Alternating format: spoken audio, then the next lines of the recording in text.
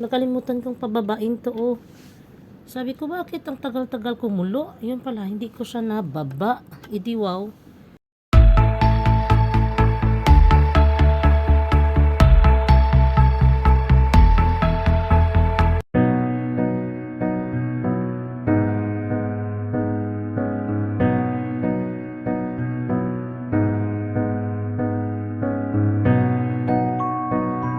Ay dahil wala na akong kanin, magsasaing ako ng brown rice. Ito, hugasan ko na.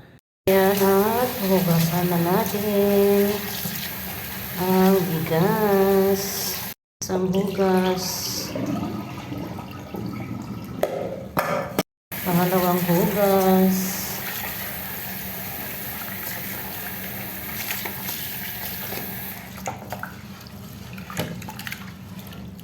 buhay OFW. Ito na, pangalawang hugas, pangatlong hugas, tatlong hugas ko kasi para matanggal talaga yung kanyang dumi. Ayan. At dahil Pilipino tayo,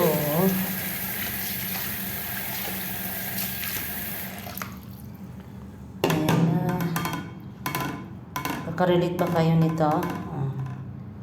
Kung hanggang saan yung bigas, hanggang doon din yung tubig. Ganun lang yun, di ba? At yan na ang ating brown rice. Kailangan na lang nating hintayin na maluto. Let us wait until it will cook. We shall come back again later, alligator. Yan na ang ating kanin na kulo-kulo na. Alam niyo ba kanina? Nakalimutan kong i-on. Nakalimutan kong pababain to, oh. Sabi ko, bakit ang tagal-tagal kumulo? Yun pala, hindi ko siya nababa. Idi wow. Reels pa more. Yan ang apito ng reels.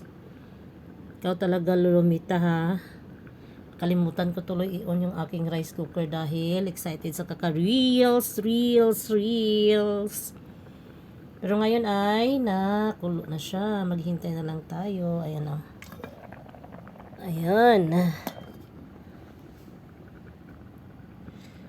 Comment down below nga po kung pwedeng gawing arroz caldo yung brown rice.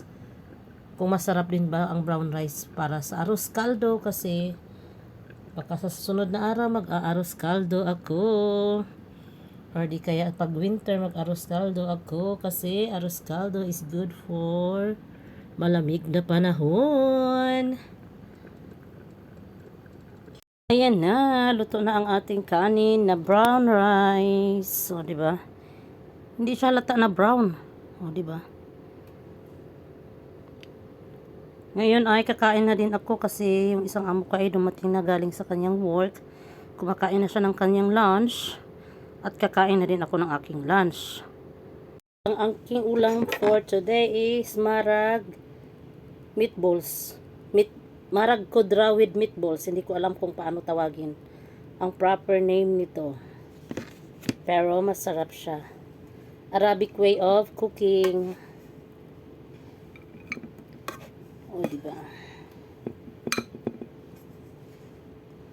Dahil ako na lang mag-isa dito ngayon sa kwarto. Wala yung aking kasama. Sa ano pa yun sila, sa Thursday pa yun sila babalik dito. Back to brown rice tayo. Pag andito siya, mag-white rice na naman. Hindi wow. Kain muna tayo.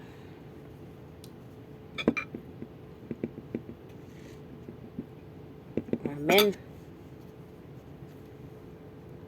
At yan ang ating kanin at ang ulam. Kasi nagsundo ako ng bata kahapon. At binigay ito nung kasama ko dito noon. Si Nigra, binigay ito ni Nigra kahapon. Diba? Galing sa kanilang bahay. Kaya, shout out kay Nigra. Maraming salamat sa ulam.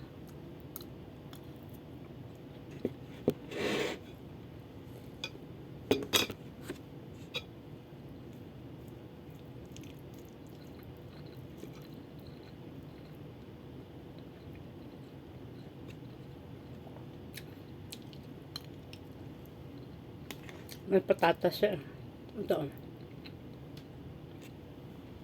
Meatballs with patatas. Hindi ko alam kung anong tawag sa ibang Arabic way of cooking.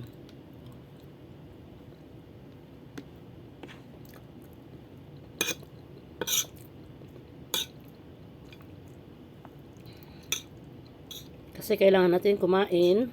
Kailangan ko kumain ng kanin para makainom ng gamot. At kanina habang luluto ako ng aking kanin ay nagpakulo din ako ng luya, parang salabat.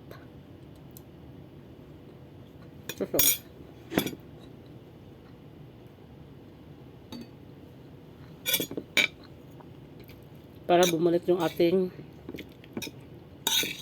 boses na maganda. Joke lang.